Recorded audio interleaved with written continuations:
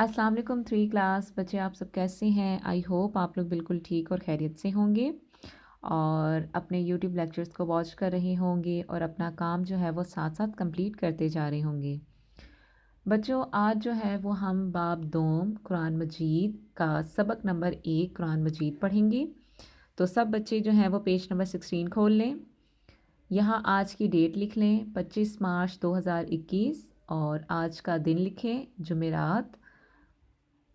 बच्चों, आपको सबक के नाम से ही पता चल गया होगा कि इसमें हम अपनी किताब कुरान मजीद के बारे में पढ़ेंगे, उसका तारुफ जानेंगे, उसकी तलावत करने के आदाब के बारे में जानेंगे और जो है कि तलावत करते वक्त जो है वो हमें किन किन बातों का जो है वो ख्याल रखना चाहिए, इन सब के बारे में हम जो है वो इस सबक में पढ़ेंगे। तो सबसे पहले हम क्या पढ़ेंगे? तारुफ। कुरान मजीद अल्लाह ताला की आखिरी किताब है। ये किताब आखिरी नबी हज़रत मोहम्मद सल्लल्लाहु अलैहि वसल्लम पर नाजिल हुई। कुरान मजीद अरबी ज़ुबान में है। ये रमज़ानुल मुबारक में नाजिल हुआ। कुरान मजीद का नज़ूल तकरीबन 23 साल के अरसे में हुआ। मतलब कुरान मजीद के 30 पारे हैं ना, तो तकरीबन ये 23 साल के अरसे में जो है वो नाजिल की गई। किस पर? हज़रत मोहम्मद सल्लल्लाहु अलैहि वसल्लम पर। और किस महीने में? रमज़ानुल मुबारक के महीने में। कुरान मजीद में 30 पारे और 114 सूरतें हैं। ठीक है, अगर आपसे कोई पूछे कि कुरान मजीद के कितने पारे हैं तो बच्चों आपने क्या कहना है? 30। और कुरान मजीद में टोटल कितनी सूरतें हैं? 114। अब कुरान मजीद के लफ्ज़ी मानी हैं सबसे ज़्यादा पढ़ी जाने वाली किताब। आप लोगों ने याद रखना है कि कुरान मजीद के लफ्ज़ी मानी क्या है? सबसे ज़्यादा पढ़ी जाने वाली किताब। और कुरान मजीद दुनिया में सबसे ज़्यादा पढ़ा जाता है। कुरान मजीद एक मुक़द्दस किताब है, मतलब पाक किताब है, जो इंसान को नेकी और सच्चाई के रास्ते की तरफ बुलाती है, दुनिया और आखिरत की कामयाबी का रास्ता बताती है और इंसान को अल्लाह ताला की बंदगी करने और शिर्क से बचने का हुक्म देती है। शिर्क मतलब अल्लाह ताला के साथ किसी और को शरीक ना ठहराना जो है वो कुरान मजीद में हमें बताया जाता है कि अल्लाह ताला एक है, वो उसी की इबादत करनी चाहिए और उसी से ही हमें मदद मांगनी चाहिए। कुरान मजीद को सीखने की बहुत ज़्यादा फजीलत है। मतलब आप लोगों ने बच्चों सब ने देखा होगा कि हम जब थोड़े से बड़े होते हैं बचपन में, जिस तरह आप सब जो हैं वो मदरसे जाते हैं कुरान पाक सीखने के लिए, उसकी तलावत करना कि किस तरीके से पढ़ना चाहिए, हर जो चीज़ है वो हमें मदरसे में जाके पता चलती है। हमें कारी साहब जो है हमें पढ़ना सिखाते हैं। मतलब ये हो गया कि बचपन से ही हमें कुरान पाक जो है वो पढ़ना लिखना जो है वो सिखाया जाता है।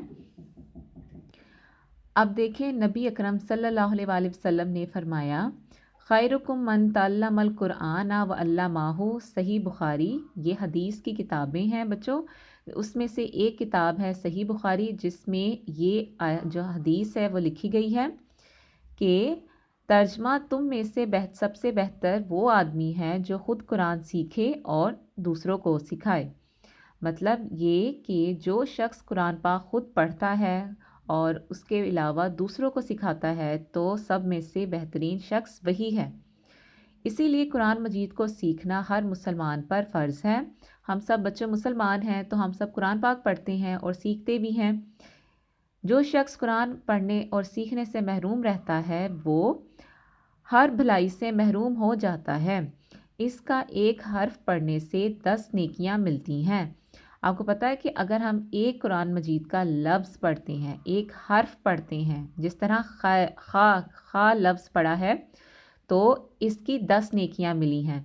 खैरुकुम पढ़ा है तो इसमें हमें कितनी नेकियां मिली हैं? खे की अलग, ये की अलग, रे की अलग, काफ की अलग और मीम की अलग। तो टोटल हमें कितनी नेकियां मिल गई? 1 2 3 4 5। हमें 5 मतलब 10 नेकियां मिलती हैं। एक हर्फ पर हमें 10 नेकियां मिली तो टोटल हमारी कितनी नेकियां हो गई? 50। अब जितने हम कुरान मजीद के अल्फाज पढ़ते हैं हमें उतनी ही नेकियां मिलती हैं।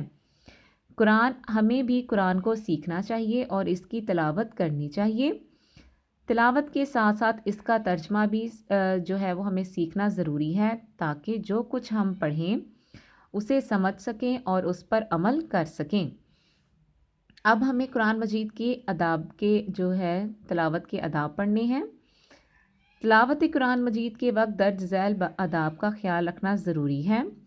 قرآن مجید کی تلاوت کے لیے جسم، لباس اور جگہ کا پاک ہونا ضروری ہے کہ ہمارا جو جسم ہے وہ پاک ہو، اور اس کے لیے ہم سب کیا کرتے ہیں؟ وضو کرتے ہیں، اور جس جگہ بیٹھ کے ہم قرآن پاک پڑھ رہے ہیں اس جگہ کا بھی صاف ہونا ضروری ہے۔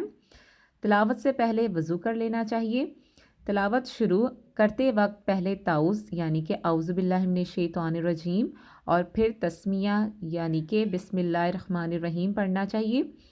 تلاوت کو ٹھہر ٹھہر کر سکون اور اطمینان سے کرنی چاہیے ہمیں تلاوت، یہ نہیں کہ ہم تیز تیز پڑھتے جائیں۔ دوران تلاوت حروف کی ادائیگی کا خاص خیال رکھا جائے۔ جہاں قرآن کی تلاوت ہو رہی ہو وہاں شور نہ کیا جائے، بلکہ تلاوت کو خاموشی اور توجہ سے سنا جائے۔